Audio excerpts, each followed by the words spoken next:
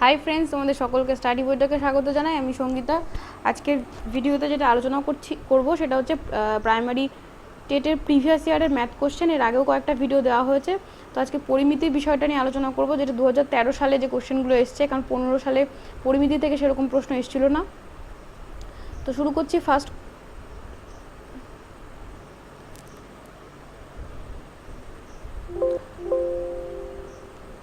First question দেখো, একটি আয়তঘনকের ক্ষেত্রে, আয়তঘনক বলতে কি বোঝায়, আয়তঘনকের উদাহরণ বললেই তোমরা বুঝতে পারবে। আয়তঘনক ক্ষেত্রে বোঝায় হচ্ছে ইট একটা আয়তঘনক, ঠিক আছে।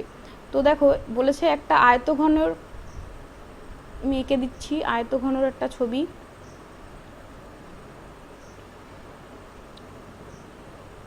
আয়তঘন শীর্ষবিন্দু বলতে কোনগুলো বোঝাচ্ছে, দেখো শীর্ষবিন্দু হচ্ছে যেখানে বাহুগুলো যেখানে গিয়ে মিট করছে, অর্থাৎ সেগুলো হচ্ছে শীর্ষবিন্দু, মিট পয়েন্টটা যেটা, এগুলো হচ্ছে একটা শীর্ষবিন্দু। যে ধারগুলো বা বাহুগুলো যেগুলো আছে এগুলো হচ্ছে আয়তঘনর ধার, এবং তলটা কোনটা সেটা বুঝতেই পারছো। শুধু এবার কত পরিমাণ আছে সেটা তোমাকে হিসাব করে নিতে হবে। দেখো N0 দিয়ে শীর্ষবিন্দু বুঝিয়েছে, তাহলে শীর্ষবিন্দু কটা আছে দেখো, একটা, দুটো, তিনটে, চারটে, পাঁচটা, ছটা, সাতটা, আটটা শীর্ষবিন্দু আছে। তাহলে N0 কত হচ্ছে 8। এরপরে N1 বলেছে ধারের সংখ্যা, তাহলে ধার কটা আছে দেখো, উপরে ধার আছে একটা, দুটো, তিনটে, চারটে, একদম নিচে আছে একটা, দুটো, তিনটে, চারটে, এবং সাইডে একটা, দুটো, তিনটে, চারটে, তাহলে মোট 12টা আছে ধার। তাহলে N1 কটা হচ্ছে, N1 হচ্ছে 12টা। N2 হচ্ছে তল সংখ্যা কত হচ্ছে, উপরে একটা, নিচে একটা, দুটো, চার পাশে চারটে, তাহলে মোট 6টা হচ্ছে তল সংখ্যা। তাহলে N2 কত, N2 হচ্ছে 6।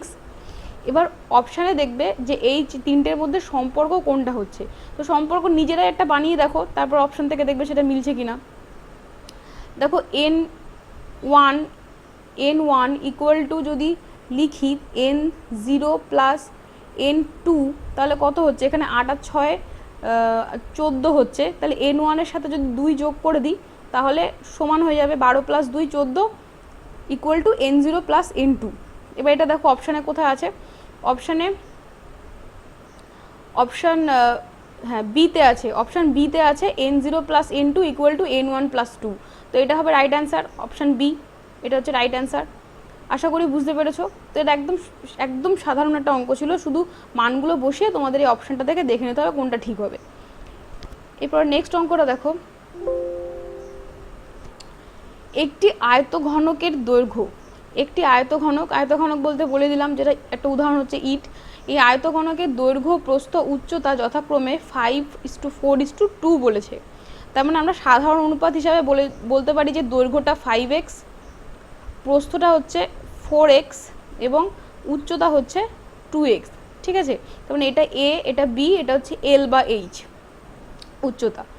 এবার একটি আয়তঘনকের সমগ্র তলের ক্ষেত্রফল হচ্ছে 1216, অর্থাৎ 1216 সেন্টিমিটার স্কোয়ার, সেমি স্কোয়ার। এটা হচ্ছে আয়তঘনকের সমগ্র তলের ক্ষেত্রফল। এবার সমগ্র তলের ক্ষেত্রফল বলতে কি বোঝায়, মোট কটা তল আছে, এর আগের অঙ্কটাতে আমরা দেখেছিলাম 6টা তল আছে, তাই তো। এবং দেখো প্রত্যেকটা দুখানা তল সেম আছে, যেমন উপরে এবং নিচের তলটা সেম, এই পাশের তল এ পাশের তলটা সেম, আবার ওই দিকের সামনের পিছনের তলটা আর সামনের এপাশের তলটা সেম আছে, ঠিক আছে। তাহলে এটা কীভাবে বের করব, তার মানে উপরের যে তলটা, একটা নিশ্চয়ই A আর একটা হচ্ছে B, দৈর্ঘ্য এবং প্রস্থ, তাহলে A ইন্টু B, এটা হচ্ছে উপরের তলের ক্ষেত্রফল।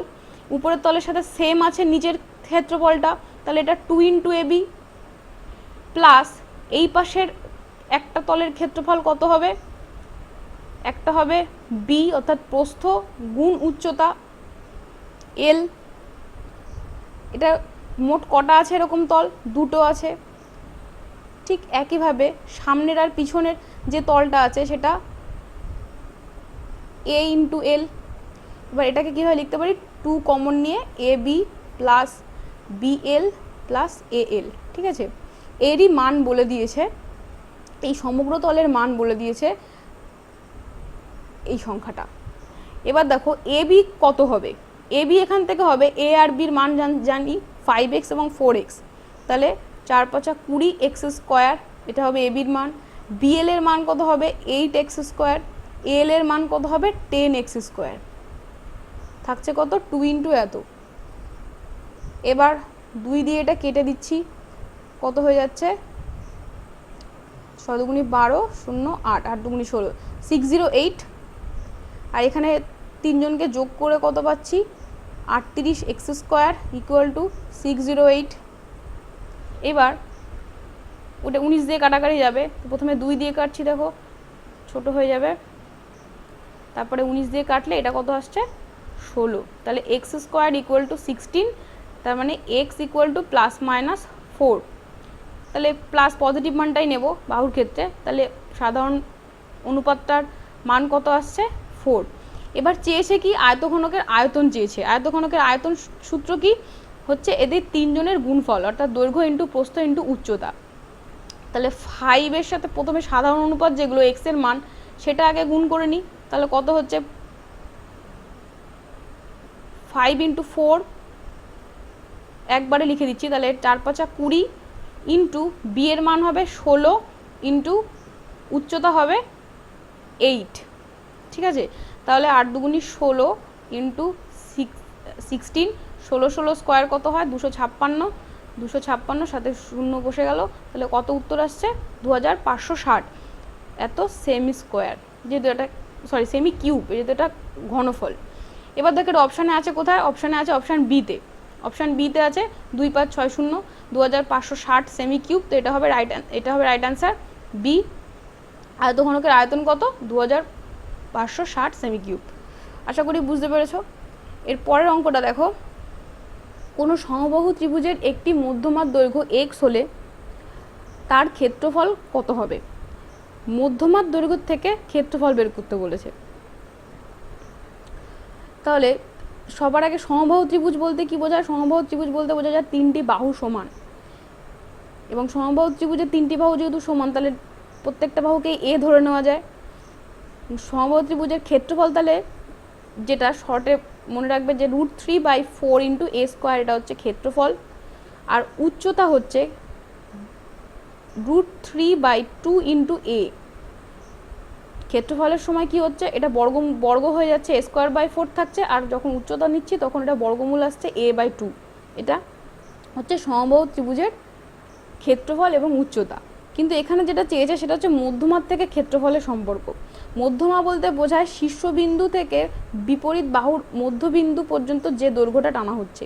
তো এখানে মধ্যমা যেটা সেটাই হচ্ছে এই ত্রিভুজের উচ্চতা, যেহেতু এটা সমবাহু ত্রিভুজ তার জন্য এর মধ্যমাটাই এর উচ্চতা। তাহলে এই ক্ষেত্রে এক্স আর এইচ দুজনেই সেম, তাহলে এইচ ইকুয়াল টু এক্স বলা যেতে পারে। তাহলে আমার এর মানটা এক্সকে দিয়ে বের করতে হবে, এক্স যেহেতু উত্তরে সব অপশানগুলো এক্স দিয়ে আছে, ঠিক আছে। তাহলে আমাকে এর মানটা এক্স দিয়ে বের করতে হবে, কত হবে এ ইজ ইকুয়াল টু তাহলে 2x/√3। ক্ষেত্রফল যখন চেয়েছে তাহলে ক্ষেত্রফলের সূত্রটা কি √3/4 ইন্টু এ স্কোয়ার, তাহলে এখান থেকে এ স্কোয়ার কত পাবো, এ স্কোয়ার হবে 4x²/3, এটাই বসিয়ে দেবো √3/4 ইন্টু 4x²/3, 4 4 ক্যান্সেল হয়ে যাচ্ছে, বা 3 আর √3 ক্যান্সেল করতে পারো। দেখো অপশানে সে কীরকমভাবে আছে, অপশানে আছে কিন্তু রাইট অ্যান্সার এই যে সিতে দেখো এই অপশানটা অলরেডি চলে এসছে, x² √3/3, এখানে সেটাই এসছে x² √3/3, তাহলে রাইট অ্যান্সার কোনটা হবে অপশান সি x² √3/3। এর পরে অঙ্কটা দেখো, একটি সুষম ষড়ভুজের একটি বাহুর দৈর্ঘ্য যদি p সেন্টিমিটার হয় তাহলে তার ক্ষেত্রফল কত। তো এই অঙ্কে অ্যাকচুয়ালি কিছুই করার নেই, এই অঙ্ক শুধুমাত্র ষড়ভুজের সূত্রটা শুধু বসাতে হবে। বাহু বলে দিয়েছে, এর ক্ষেত্রফল কি, এর ক্ষেত্রফলের সূত্রটা হচ্ছে 3 ইন্টু √3/2 এ স্কোয়ার, যেখানে এ বাহু, তাহলে এখানে এর মানটাই p বলে দিয়েছে যখন, তখন ক্ষেত্রফল হবে 3 ইন্টু √3/2 p স্কোয়ার। তো অপশানে সি হচ্ছে রাইট অ্যান্সার।